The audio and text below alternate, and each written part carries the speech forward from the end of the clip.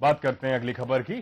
प्रदेश में दिवाली से पहले बिजली की बढ़ी हुई दरों का झटका लगने जा रहा है, जहां सामान्य शहरी उपभोक्ताओं की प्रति यूनिट दरों में 18% की बढ़ोतरी के लिए नोटिफिकेशन अगले सप्ताह जारी होगी। वहीं अन्य कैटेगरी के उपभोक्ताओं की दरों में भी बढ़ोतरी होगी। वहीं बढ़ी हुई दरें जहां 1 अक्टूबर से ही लागू होंगी, यानी कि अगला बिल बड़ी दरों से आएगा। वहीं राज्य की तीनों बिजली वितरण कंपनियों द्वारा जमा एनुअल रेवेन्यू रिक्वायरमेंट पर विद्युत विनियामक आयोग आदेश को फाइनल टच दे रहा है। इस प्रक्रिया में 4-5 दिन का समय और लगेगा और इसके बाद आदेश डिस्कॉम को भेजा जाएगा और वहीं डिस्कॉम इसकी अधिसूचना जारी कर देगा। वहीं किसानों को इसमें राहत मिलेगी।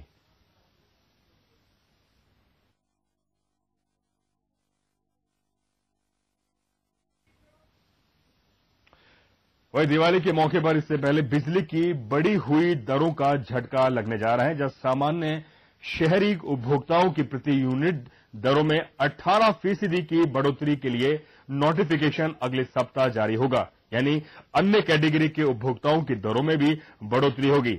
वहीं बढ़ी हुई दरें 1 अक्टूबर से लागू होंगी, यानी कि अगला बिल बढ़ी हुई दरों से आएगा। राज्य की तीनों बिजली वितरण कंपनियों द्वारा जमा एनुअल रेवेन्यू रिक्वायरमेंट पर विद्युत विनियामक आयोग आदेश को फाइनल टच दे रहा है, यानी कि सीधी सी बात है कि 18% आपका बिल बढ़ सकता है। इस प्रक्रिया में 4 से 5 दिन का समय और लगेगा और इसके बाद आदेश डिस्कॉम को भेजा जाएगा, यानी कि डिस्कॉम इसकी अधिसूचना जारी कर देगा। वहीं किसानों को इसमें सरकार ने राहत दी है।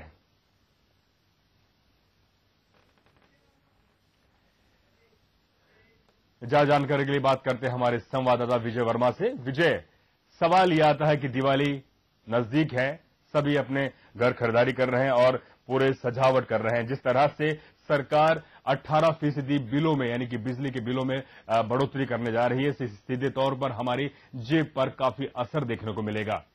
क्या कहना है? बिल्कुल, मैं ये पहले से तय माना जा रहा था कि अक्टूबर माह के शुरुआती हफ्ते में ही और बिजली की दरों में बढ़ोतरी होनी थी और विद्युत विनियामक आयोग ने ये आदेश जारी कर दिए थे। इसके बाद में जो आपत्तियां भी आई थी और करीब 72 आपत्तियां आई थी जिनका निस्तारण भी किया गया था, जिनके लिए बैठक भी आयोजित की गई थी हरिश्चंद्र सभागार में।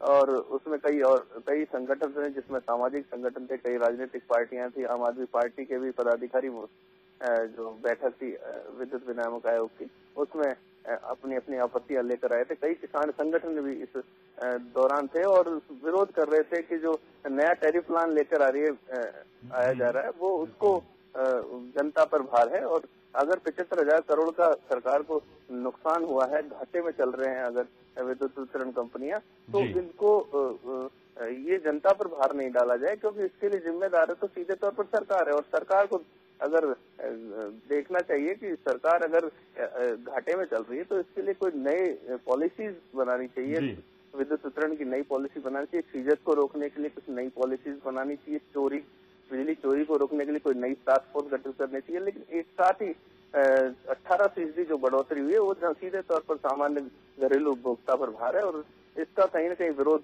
देखने को मिलेगा आने वाले भविष्य में। और जैसे कि दिवाली का समय है, दिवाली अगर महंगाई की बात करें तो महंगाई से वैसे ही त्रस्त है प्रदेश की जनता, और नई जो भारतीय जनता पार्टी की सरकार, उससे काफी उम्मीदें थी।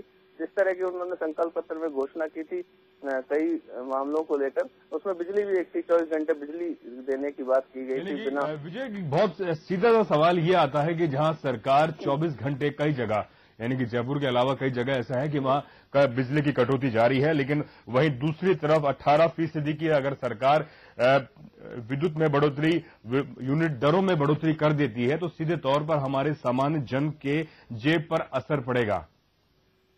जी बिल्कुल, मैं यही कह रहा हूँ महेश कि सीधे तौर पर आम जनता के जेब पर असर पड़ेगा इसका, और जो सामान्य घरेलू उपभोक्ता है उसको सबसे ज्यादा असर देखने को पड़ेगा। अगर ये जो सीजत को रोकने की बात की जा रही है कि सीजत को रोकने के प्रयास किए जाएंगे, तो नई पॉलिसीज क्यों नहीं बनाई गई विद्युत वितरण कंपनियों द्वारा और उनको फिर अमल में लाया जाना चाहिए। तो विद्युत चौपालें लगाई गई समस्याओं का निस्तारण करने के लिए। जो चेयरमैन आरजी गुप्ता और कई जो इंजीनियर थे सीनियर्स, वो प्रदेश भर में घूमते रहे और बैठकों के दौरे कर रहे, चलते रहे, लेकिन किसी तरह का कोई रिजल्ट नहीं आया, कोई परिणाम नहीं आया जिससे कि आम जनता को राहत मिल सके, क्योंकि जनता पहले से त्रस्त थी महंगाई से और उनको ये भय था। जो कई सामाजिक संगठनों ने इस बात का विरोध भी किया था, विधानसभा के दौरान विरोध किया था कि बिजली की दरों में बढ़ोतरी को किसी भी तरह से नहीं एक्सेप्ट किया जाएगा और ये आम जनता पर भार है, इसका कड़ा विरोध किया जाएगा। लेकिन उसके बावजूद भी बिजली की दरें बढ़ी है, कहीं न कहीं इसका विरोध देखने को मिलेगा आने वाले भविष्य में। लेकिन सीधे तौर पर अभी जनता पर भार है और जनता बड़ी त्रस्त है। लेकिन एक सवाल ये भी है कि जहां किसानों को इसमें सरकार ने राहत दी है, जहां नोटिफिकेशन जो जारी हुआ है उसमें किसानों को राहत मिली है, कैसा आपने अगर किसान संगठन के नेताओं से अगर आपने बात की हो तो उन्हें किस तरह का आपको रुझान देखने को मिला? किसानों की अगर बात करें तो किसानों ने भी पहले से ही ये बात कह दी थी कि किसानों को सरकार बहुत गंभीरता से ले, क्योंकि किसान बहुत त्रस्त है प्रदेश के, और उन्होंने ये मांग की थी कि जो उनका अगर टैरिफ प्लान जारी किया जाए, कृषि से जुड़े टैरिफ प्लान जारी किए जाएं, तो ऐसे टैरिफ प्लान हो जो बिल्कुल फ्लैट टैरिफ प्लान हो, जिसमें कि सामान्य घरेलू उपभोक्ता से भी काफी हद तक उनको रियायत दी जाए। तो उसको देखते हुए सरकार ने किसानों को थोड़ा सा राहत देने का प्रयास किया है यहाँ पर। तो उनको जो टैरिफ प्लान में जो बढ़ोतरी नहीं होगी। इसके साथ ही जो 50 यूनिट की बात की जा रही है, 50 यूनिट से कम उपभोग करने वाले जो बिजली का